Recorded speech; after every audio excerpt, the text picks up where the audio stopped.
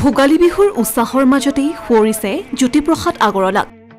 এখন বিদ্যালয়ে ব্যতিক্ৰমীভাৱে পালন কৰিলে ভোগালীৰ লগতে শিল্পী দিৱস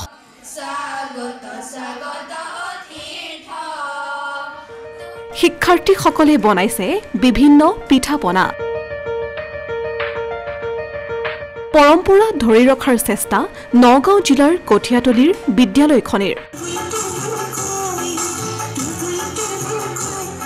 অনুষ্ঠিত ভোগালী মেলাৰ প্ৰদৰ্শনীও ভোগালী বিহুৰ উৎসাহ যেন এতিয়াও ম্লান পৰা নাই কঠিয়াতলি জুমৰমুৰ মিলন বিদ্যাপীঠ হাইস্কুলে ব্যতিক্ৰমী চিন্তাৰে উদযাপন কৰিছে ভোগালী বিহুৰ লগতে শিল্পী দিৱস আজি শিল্পী দিৱসৰ প্ৰাক্ষণত ৰাজ্যৰ ভিন ভিন ঠাইত উদযাপন কৰিছে শিল্পী দিৱস ৰাজ্যজুৰি সুঁৱৰিছে ৰূপকোঁৱৰ জ্যোতিপ্ৰসাদ আগৰৱালাক ৰাজ্যৰ ভিন্ন প্ৰান্তৰ সমান্তৰালকৈ নগাঁও জিলাৰ কঠিয়াতলি জুমৰমুৰ মিলন বিদ্যাপীঠ হাইস্কুল প্ৰাংগণত দেখা গ'ল শিল্পী দিৱস উদযাপনৰ দৃশ্য পুৱাৰ ভাগত জ্যোতিপ্ৰসাদ আগৰৱালাদেৱৰ প্ৰতিচ্ছবিত বন্তিৰ প্ৰজ্বলন আৰু পুষ্পাঞ্জলি প্ৰদান কৰা হয় সমবেত সংগীতেৰে আৰম্ভ কৰা অনুষ্ঠানটিত ছাত্ৰ-ছাত্ৰীসকলে পৰিৱেশন কৰে বক্তৃতা কবিতা আবৃত্তি নৃত্য গীত পৰম্পৰাগত গীত নৃত্য প্ৰদৰ্শন কৰি আপ্লুত কৰি তোলে উপস্থিত ৰাইজক ইফালে এই অনুষ্ঠানৰ লগত সংগতি ৰাখি বিদ্যালয়খনৰ প্ৰাংগণত ভোগালী বিহুৰ উপলক্ষে এক ভোগালী মেলাৰ প্ৰদৰ্শনীও অনুষ্ঠিত হয় বিহুৰ উপলক্ষে পতাকা উত্তোলন বন্তি প্ৰজ্বলন কৰাৰ পাছত ছাত্ৰ-ছাত্ৰীসকলে বিভিন্ন ধৰণৰ শাক-পাচলি পিঠা লাৰু প্ৰদৰ্শন কৰে অনুষ্ঠানৰ শেষ কাৰ্যসূচী হিচাপে ভোগালী বিহুৰ পৰম্পৰাগতভাৱে চলি অহা মেজি ঘৰত অগ্নি সংযোগ কৰি নেদেখাজনৰ ওচৰত সেৱা লয় ৰাইজে উল্লেখ্য যে বিদ্যালয়ৰ ছাত্ৰ-ছাত্ৰীসকলৰ শৈক্ষিক দিশৰ লগতে সাংস্কৃতিক দিশত আগুৱাই যাবলৈ এনে ধৰণৰ অনুষ্ঠান অনুষ্ঠিত কৰা বুলি প্ৰকাশ কৰে বিদ্যালয় কৰ্তৃপক্ষই জুমৰমুৰ মিলন বিদ্যাপীঠ হাইস্কুলত ৰূপকোঁৱৰ জ্যোতিপ্ৰসাদ আগৰৱালাৰ মৃত্যু দিৱস অৰ্থাৎ শিল্পী দিৱস 17 জানুৱাৰী তাৰিখে আমি মানে বন্তি প্ৰজ্বলনৰ পৰা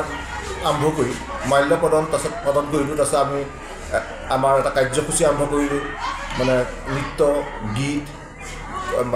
কবিতা পাঠ আদি সকলো মানে আয়োজন কৰিলোঁ আয়োজন কৰাৰ পাছত আমি এটা নতুন কাৰ্যসূচী ইয়াৰ লগত সংযোগ কৰিছোঁ যেনে ধৰক আমাৰ আজি ভোগালী যিটো মেলা বুলি মানে আমাৰ উৎসৱ আৰু এই উৎসৱটো এইকাৰণে পতা হৈছে যে আমাৰ এই অঞ্চলটো 80% মানুহ মানে সংখ্যালঘু এই সংখ্যালঘু ছাত্ৰসকলে ভোগালীৰ বিষয়ে মানে ভাল জ্ঞান বা ধাৰণাই নাই তো তেওঁলোকে আমি যদি সদায় ঠেলিয়ে থাকোঁ যে তেওঁলোকে যে মানে আমাৰ সংস্কৃতি নলয় কিন্তু প্ৰথম কথা তেওঁলোকক আমাৰ সংস্কৃতিৰ বিষয়ে পৰিচয় কৰাব লাগিব গতিকে আজি তেনেকৈ অসমীয়া মানুহে বিহু পাতে কেনেকৈ মেজি ঘৰ বনায় কেনেকৈ পিঠা বনায় কি পিঠাৰ নাম পিঠা বনোৱাৰ তৈয়াৰ কৰা পদ্ধতিবোৰ কেনেকুৱা আৰু সেই বিষয়ে আমি ইয়াত আজি এটা শিক্ষা দিবৰ কাৰণে শিক্ষামূলক এটা মানে উৎসৱ পতা হৈছে দিনজোৰা কাৰ্যসূচীৰে আয়োজন কৰা এই অনুষ্ঠানটি সুচাৰুৰূপে পৰিচালনা হোৱাত বিদ্যালয়খনৰ সকলো শিক্ষক শিক্ষয়িত্ৰী তথা ছাত্ৰ-ছাত্ৰীসকলক ধন্যবাদ জ্ঞাপন কৰে বিদ্যালয়ৰ প্ৰধান শিক্ষক জয়ন্ত বৰাই আৰু যে আমাৰ যে অসমীয়াৰ যিটো পৰম্পৰা যে মেজি বনোৱা আৰু মেজি জ্বলোৱা সেই আৰু মানে সেইটো আমাৰ ল'ৰা ছোৱালীক দেখুওৱা হ'ব আৰু আমাৰ যি কাৰ্যসূচীটো আপোনাৰ পতাকা উত্তোলন কৰে আৰম্ভ কৰা হৈছে যিটো আমাৰ ভোগালী উৎসৱ আৰু মানে ধৰক এই যে মেজি বনাই পেলাই অগ্নিদেৱতাক যে আমি সেৱা কৰোঁ আৰু সম্পূৰ্ণ ধৰ্মীয় যিটো আমাৰ পৰম্পৰা আৰু সেইটোৱে আমি প্ৰদৰ্শন কৰা হৈছে ইয়াত আৰু প্ৰদৰ্শন কৰাৰ কাৰণে এইটো কাৰণে কৈছে যে আমাৰ নেক্সট প্ৰজন্মই যেন পাহৰি নাযায় বস্তুখিনি কাৰণ আজিকালি চহৰটো বাদেই গাঁও অঞ্চলতে মেজিৰ বিষয়ে নজনা হ'ল মেজি কি কাৰণে বনাব লাগে নাজানে আজিকালি সেইকাৰণে আমি ইয়াত আমাৰ এই অনুষ্ঠানটোৰ জৰিয়তে আমাৰ ছাত্ৰ-ছাত্ৰী বা আমাৰ নেক্সট প্ৰজন্মক আমি আমাৰ অসমীয়া যিখিনি সংস্কৃতি চলমান কৰিবৰ কাৰণে এই কাৰ্যসূচী গ্ৰহণ কৰিছোঁ